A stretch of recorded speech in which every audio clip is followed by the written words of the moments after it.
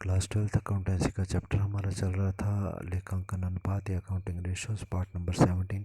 कुछ और क्वेश्चंस हम करेंगे रेशो से रिलेटेड। क्वेश्चन स्टार्ट करें हम, तो आप लोग वीडियो को रोक करके पहले क्वेश्चन को नोट करें, राइट साइड पे आंसर उसका दिया गया उसको नोट करें, फिर हम समझते हैं। तो देखिए क्वेश्चन हमारे को दिया गया, following is the balance sheet of the x company, you are required to calculate the working capital turnover ratio. हमने कैलकुलेट करनी है, उसमें हमारे को बैलेंस शीट दी गई है और साथ में दिया गया total sale during the year हमारे को दी गई है 32 लाख रुपीज़ की, और सेल्स रिटर्न हमारे को दिया गया 2 लाख रुपीज़ का, और हमारे को कैलकुलेट करना है वर्किंग कैपिटल टर्नओवर रेशो। तो सबसे पहले हम क्या करते हैं, फॉर्मूला ये लिखते हैं, that is working capital turnover ratio is equal to net sale by working capital. सभी फार्मूले हम थ्योरी की वीडियोज़ में पढ़ चुके हैं, बहुत डिटेल में हमने समझा है, वहाँ पर देखें। तो formula is working capital turnover ratio is equal to net sale by working capital. अब हमारे को इन सब की वैल्यू कैलकुलेट करनी है, तो नीचे वर्किंग नोट में हमने कैलकुलेशन किए देखें। तो first of all net sales,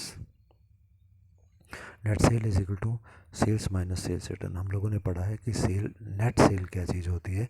net cell का मतलब होता है यदि हम अपनी इस टोटल सेल में से सेल्स रिटर्न को माइनस कर दें तो नेट सेल आती है।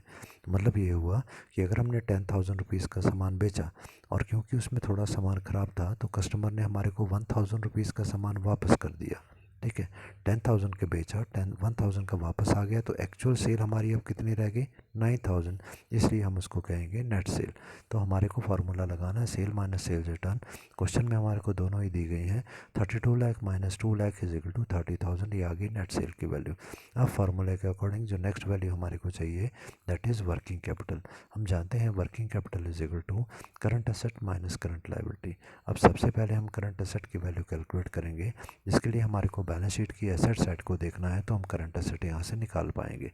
तो अब एसेट साइड पर जो हमारी करंट एसेट कौन कौन सी आती हैं, फिक्स एसेट्स तो हमारी लॉन्ग टर्म एसेट होती हैं। तो फर्स्ट आइटम आएगी शॉर्ट टर्म इन्वेस्टमेंट, स्टॉक भी हमारे थोड़े टाइम में बिक जाते हैं, सन्डी डेटर से भी पैसा मिल जाता है, बीआर से भी पैसा मिल जाता है, कैश एट बैंक का पैसा भी मिल जाता है, और कैश इन हैंड तो ऑलरेडी पैसा होता है।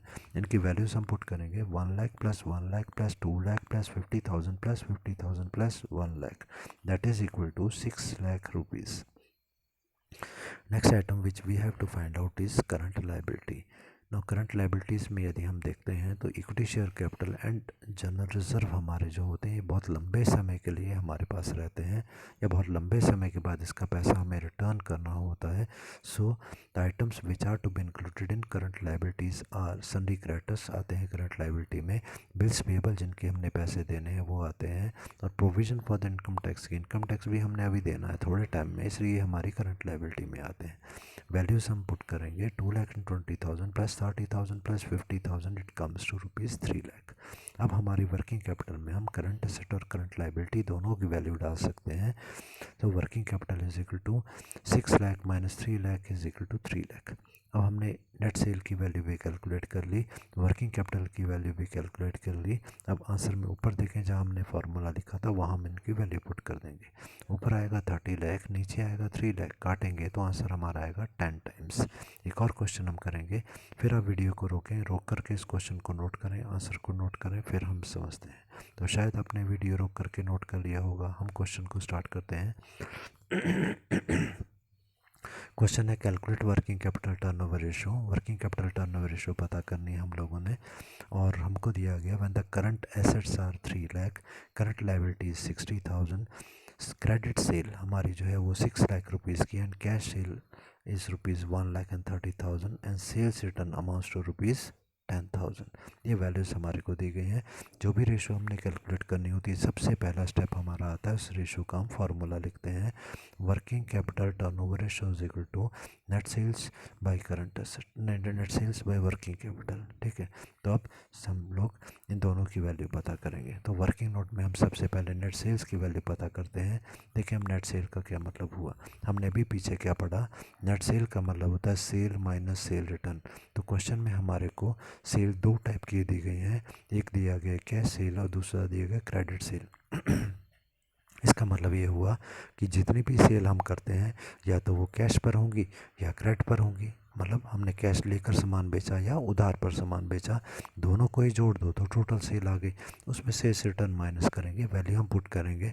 सो 1,30,000 plus 6 lakh minus 10,000 is equal to 7,20,000। ये नेट सेल की वैल्यू आ गई। वर्किंग कैपिटल की वैल्यू हम लोग जानते हैं, फॉर्मूला होता है current asset minus current liability. दोनों की वैल्यू पुट करेंगे। 3 लाख माइनस 60,000 कम्स टू 2,40,000। इनकी वैल्यू पुट करेंगे ऊपर फार्मूले में, और हमारा फार्मूला बना net sale by working capital is equal to 7,20,000 by 2,40,000 is equal to 3 times. Next question एक और हम करने जा रहे हैं, छोटा सा क्वेश्चन है। आप वीडियो को रोक करके इस क्वेश्चन को नोट करें और आंसर को नोट करें, फिर हम समझते हैं। तो क्वेश्चन हमारा है calculate fixed assets turnover ratio from the following figures. Items हमारे को दी गई हैं। Fixed assets for 2006 comes to rupees 4 lakh, and for 2007 is 8 lakh. Sales for 2006 is rupees 20 lakh and sale for 2007 is 24 lakh. Formula हमारा है fix assets turnover ratio का, net sale by fixed assets. तो फार्मूले में value put करेंगे 2006 की जो values हैं। सो 2 लाख हमारा जो आ जाएगा 20 लाख हमारा जो आएगा वो ऊपर आ जाएगी वैल्यू 2000 हमारी 6 की, ठीक है। और डिनोमिनेटर में मतलब नीचे फिक्स एसेट्स हमारी जो है वो कितनी है 4 लाख की, काटेंगे इसको तो ये आएगा 5 टाइम्स। अब 2007 की बात करें तो वहाँ पर हमारी सेल कितनी है 24 लाख ऊपर लिखेंगे, और हमारी फिक्स एसेट्स कितनी है 8 लाख की, नीचे लिखेंगे, काटेंगे तो आएगा 3 टाइम्स। नेक्स्ट क्वेश्चन, फिर आप वीडियो रोक करके नोट करें, आंसर को नोट करें, फिर हम इसको समझते हैं। तो स्टार्ट करते हैं हम। हमारे को दिया गया calculate fixed assets turnover ratio from the following information relating to the form for the year 31 December 2020। Firstly हमारे पास कैश सेल रुपीज़ 12 लाख की, सेल्स क्रेडिट उधार की सेल है 8,50,000 की, fixed assets at a cost, fixed asset कितनी है cost 5 lakh rupees की, रेट ऑफ डेप्रिसिएशन 20% है, करंट एसेट है 2 लाख की, फिक्टिशियस एसेट्स हमारी हैं 1 लाख की, ये वो एसेट्स होती हैं जो एक्चुअली में एसेट्स नहीं होती, और सेल रिटर्न हमारे को 50,000 का दिया गया। सबसे पहले हम फार्मूला लिखते हैं fixed assets turnover ratio is equal to net sale by fixed assets. तब हम वैल्यू कट करेंगे, नेट सेल्स की वैल्यू क्या आएगी फार्मूला हमारा वही है जो हम लोगों ने पहले पढ़ा कि कैश सेल और क्रेडिट सेल जोड़ दें तो टोटल सेल आ जाएगी, और उसमें से सेल रिटर्न माइनस कर दें तो नेट सेल आ जाएगी। हम वैल्यू पुट करेंगे 12 lakh plus 8,50,000 minus 50,000 comes to rupees 20 lakh rupees. अब हम नेट फिक्स एसेट्स की वैल्यू पता करेंगे। तो जब नेट शब्द आ जाता है, देखिए नेट सेल हमने क्या पढ़ा, सेल माइनस सेल रिटर्न, और जब नेट एसेट की बात आती है तो ये ध्यान रखना है कि एसेट में से डेप्रिसिएशन घटा दें तो नेट एसेट्स आते हैं, ठीक है। तब नेट फिक्स एसेट्स हमने पता करना है, तो सीधी सी बात है फिक्स एसेट्स में से डेप्रिसिएशन घटा देंगे। अब देखें फिक्स एसेट्स की हमारे को कितनी कीमत दी गई है 5 लाख रुपीज़, डेप्रिसिएशन हमको बोला गया 20%, तो 5 लाख का 20% निकालेंगे। कैसे निकालते हैं, आप लिखेंगे 5 लाख मल्टीप्लाई बाई 20/100, तो ये आ जाएगा 1 लाख रुपीज़, माइनस करेंगे तो आंसर आएगा 4 लाख रुपीज़। ये वैल्यू नेट सेल्स और नेट फिक्स एसेट्स की फार्मूले में पुट करेंगे। तो हमारा फार्मूला था net sale by fixed assets is equal to 20 lakh by 4 lakh is equal to 5 times. एक और क्वेश्चन हम करेंगे, वीडियो को रोक करके इस क्वेश्चन को भी आप नोट कीजिए और फिर हम इसको स्टार्ट करते हैं। तो क्वेश्चन हमारे को दिया गया calculate fixed assets turnover ratio from the following information. Cash cell हमारे को दी गई है 7,50,000 की, क्रेडिट सेल इज़ 1,60,000 की, सेल रिटर्न थोड़ी सी वैल्यू कट रही है सामने डिस्प्ले में 10,000 लिखेंगे आप इसको। बिल्डिंग हमारे पास 3 लाख रुपीज़ की है, फर्नीचर 50,000 का है, डेटर्स हमारे 2 लाख रुपीज़ के हैं, स्टॉक हमारे पास 1 लाख का है, मशीनरी 1 लाख की है, बैंक 55,000 का है, प्रीपेड एक्सपेंसेस 5,000 के हैं, provision for the doubt and doubtful debts हमारे 10,000 के हैं। तो बाकी जो इन्फॉर्मेशन हमको नहीं चाहिए वो सारी छोड़ देनी है आपने, जो चाहिए बस वही हम लेंगे, बाकी छोड़ दो। इन्होंने बहुत सारी इन्फॉर्मेशन कंफ्यूज करने के लिए आपको डाली है तो उसको ध्यान नहीं देना, केवल रिक्वायर्ड क्या है वो हमें देखना है। तो उसके लिए हम क्या करते हैं, सबसे पहले तो फार्मूला लिखते हैं। हम लिखेंगे fixed assets turnover ratio is equal to net sale by fixed assets. ठीक है, अब इसको देखते हैं। सबसे पहले हम कैलकुलेट करेंगे नेट सेल, और हम लोग जानते हैं नेट सेल का फॉर्मूला, क्योंकि हमारे को फर्स्ट लाइन में ही दे दिया गया cash sale, credit sale, sale return. So formula हमारा बन गया cash sale plus credit sale minus sales return. इसकी वैल्यू आएगी 7,50,000 plus 1,60,000 minus 10,000 comes to rupees 9,00,000। Next, total fixed assets की यदि हम बात करते हैं तो अब देखिए हमारे पास फिक्स एसेट्स कौन कौन से हैं। तो क्वेश्चन की सेकंड लाइन हम देखते हैं तो बिल्डिंग भी हमारी फिक्स एसेट्स में है, उसके बाद फर्नीचर भी हमारे पास फिक्स एसेट्स में है, डेटर नहीं है फिक्स, स्टॉक भी नहीं है फिक्स एसेट, मशीनरी हमारी फिक्स एसेट्स है, बैंक फिक्स एसेट नहीं है, प्रीपेड एक्सपेंसेस नहीं है, प्रोविजन फॉर डाउटफुल भी नहीं है। तो हमारे पास जो आइटम है वो है building, furniture and machinery. Values put करेंगे इनकी 3 lakh plus 50,000 plus 1 lakh is equal to 4 lakh and 50,000। इन वैल्यूज़ को ऊपर फॉर्मूले में हम लिखेंगे net sale by fixed assets is equal to 9 lakh by 4 lakh 50,000। इसको काटेंगे तो ये आ जाएगा 2 टाइम्स। नेक्स्ट क्वेश्चन फिर हम स्टार्ट करते हैं, और यहाँ पर वीडियो को रोकें, रोक करके आप क्वेश्चन को नोट करें, नोट करके स्टार्ट करें। तो question was calculate the current asset turnover ratio when the current assets come to for the 2019 comes to rupees 2 lakh, for 2020 rupees 3 lakh. Cost of goods for 2019 rupees 5 lakh, and for 2020 rupees 6 lakh. So current asset turnover ratio formula is cost of goods sold by current asset। ठीक है, अब इसमें हम लोगों ने value put करनी है। Firstly for the year 2019 cost of goods sold is 5 lakh rupees, ऊपर लिखेंगे। Then current asset for 2019 is 2 lakh. So हमारा आ गया 5 लाख बाय 2 लाख, इसको आप काटेंगे और काट करके आ जाएगा 2.5 times. For the year 2020 cost of goods sold is 6 lakh, ऊपर लिखेंगे, डिनोमिनेटर में नीचे लिखेंगे हम लोग करंट एसेट 3 लाख। 6 लाख और 3 लाख को हम काटेंगे, it comes to rupees, it comes to 2 times. अगला क्वेश्चन हम करते हैं, वीडियो को रोक करके इसे भी आप नोट करेंगे, और नोट करके फिर हम क्वेश्चन को स्टार्ट करते हैं। ओके, तो हमारा फॉर्मूला क्वेश्चन हमारा है calculate current asset turnover ratio. Sale हमारे को दी गई है 3,20,000 रुपीज़ की है, सेल रिटर्न हमारे को दिया गया 10,000 रुपीज़ का है, क्रॉस प्रॉफिट हमको दिया गया 60,000 का है, डेटर्स हमारे हैं 2 लाख रुपीज़ की, और कैश हमारे को दिया गया 10,000 का।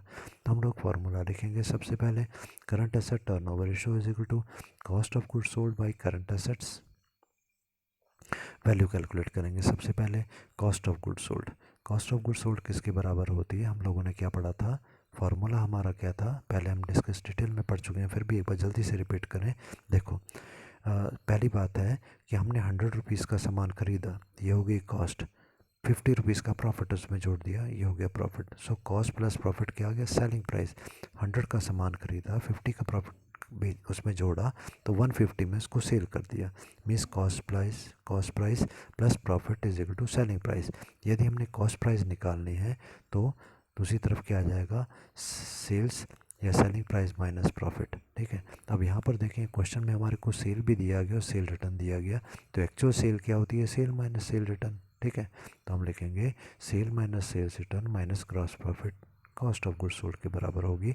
वैल्यू पुट करेंगे हम 3,20,000 minus 10,000 minus 60,000 is to rupees 2,50,000। Next item is current assets. Current asset में कौन कौन सी आइटम आएगी, तो यदि हम देखते हैं हमारे पास स्टॉक हमारा करंट एसेट होता है, डेटर्स हमारे करंट एसेट होते हैं, और कैश भी करंट एसेट होता है, तीनों को हम जोड़ेंगे। So 40,000 plus 2 lakh plus 10,000 is to rupees 2,50,000। तो 2,50,000 हमारा cost of goods sold, 2,50,000 current asset है, दोनों को हम काटेंगे तो आंसर आएगा 1 टाइम। लास्ट क्वेश्चन इस आज की वीडियो का हम जो कर रहे हैं वो है, वीडियो को रोक करके क्वेश्चन को नोट करें और फिर स्टार्ट करें। देखो, calculate the gross profit ratio हमको कैलकुलेट करने के लिए बोली गई। क्वेश्चन में जो इन्फॉर्मेशन है वो है सेल रुपीज़ 2,50,000, सेल रिटर्न हमारा 10,000 का है, ओपनिंग स्टॉक हमको 20,000 का दिया गया, परचेज 1,20,000 का दिया गया, परचेज रिटर्न 20,000 का दिया गया, और क्लोजिंग स्टॉक भी हमको 5,000 का दिया गया। तो सबसे पहला काम हमारा होता है फार्मूला लिखना। फार्मूला है gross profit ratio is equal to gross profit by net sales multiply by 100। अब हमने वैल्यू कैलकुलेट करनी है। पहली चीज़ जो हम पता करना चाहते हैं वो हमारी होगी कॉस्ट ऑफ गुड्स सोल्ड, क्योंकि फार्मूले के अकॉर्डिंग हमको चाहिए ग्रॉस प्रॉफिट, जिसके लिए कॉस्ट ऑफ गुड्स सोल्ड चाहिए होगा। तो कॉस्ट ऑफ गुड्स सोल्ड हमारा होता है opening stock plus purchases minus return minus closing stock. कैसे आया देखिए, राइट साइड पे हमने बनाया है ट्रेडिंग काउंट, ठीक है। तो ट्रेडिंग काउंट हमारा जो आया उसमें ओपनिंग स्टॉक क्वेश्चन में दिया गया, वो हमने लिख लिया। हम जानते हैं ट्रेडिंग अकाउंट की डेबिट साइड पर ओपनिंग स्टॉक आता है 20,000। परचेज हमारे को दिया गया 1,20,000, वो हमने लिख लिया। पर आगे परचेज रिटर्न भी दिया गया 20,000 का, तो 1,20,000 में से 20,000 को माइनस कर दो, बाहर अमाउंट आ जाएगा 1,00,000 रुपीज़, ठीक है। तो डेबिट साइड का टोटल करेंगे अब 20,000 ओपनिंग स्टॉक और 1,00,000 हमारा परचेज, ये बन गया टोटल 1,20,000। अब क्वेश्चन में हमारे को क्लोजिंग स्टॉक भी दिया गया, तो क्रेडिट साइड पर हम क्लोजिंग स्टॉक लिखेंगे 5,000 रुपीज़ का। अब बैलेंस यदि हम करते हैं इस अकाउंट को, डेबिट साइड पे 1,20,000, क्रेडिट साइड पर केवल 5,000, इसका मतलब क्रेडिट साइड पर एक बैलेंसिंग फिगर आएगी माइनस करके जो आएगी 1,50,000, तभी तो 1,20,000 बनेगा दोनों साइड का। तो क्रेडिट साइड पर अगर कोई फिगर आ रही है तो वो किस चीज़ की, हम जानते हैं ट्रेडिंग अकाउंट की क्रेडिट साइड पर दो ही आइटम आती हैं, एक सेल और दूसरा क्लोजिंग स्टॉक। तो ये जो 1,50,000 आ गई ये है सेल, या हम दूसरे शब्दों में इसको बोलेंगे कॉस्ट ऑफ गुड्स सोल्ड। जो चीज़ें हमने बेची हैं उनकी ये सेलिंग वैल्यू हमारी क्या आ गई, ठीक है। तो अब हम लोगों ने ये वैल्यू डायरेक्टली ले ली है 1,15,000। अब आते हैं ग्रॉस प्रॉफिट पर।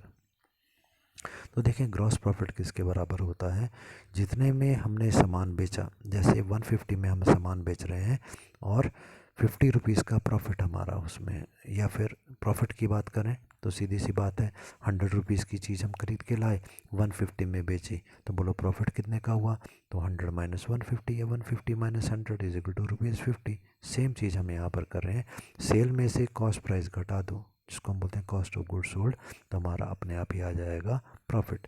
तो हम लोगों ने जो फार्मूला है वो लिखा, gross profit is equal to sale minus sales return minus cost of goods sold, ठीक है।